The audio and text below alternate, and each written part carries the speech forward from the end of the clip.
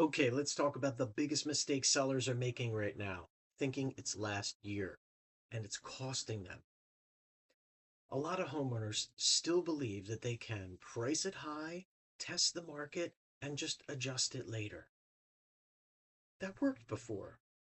It doesn't work now. When you come out too high, you don't attract the right buyers. You attract hesitation.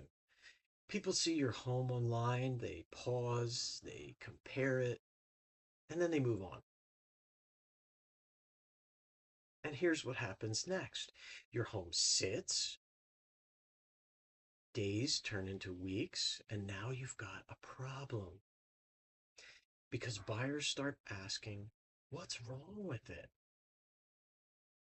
And when you finally reduce the price, you're not gaining momentum, you're trying to recover it. And most of the time, you end up selling for less than if you priced it right from the start. This market rewards homes that are priced correctly and punishes the ones that aren't. It's that simple. So you need to position yourself. This is where strategy matters. You don't get a second first impression. If you're thinking about selling and you don't want to make this mistake, go to what'smyhouseworthpa.com and I'll show you exactly where your home needs to be in today's market.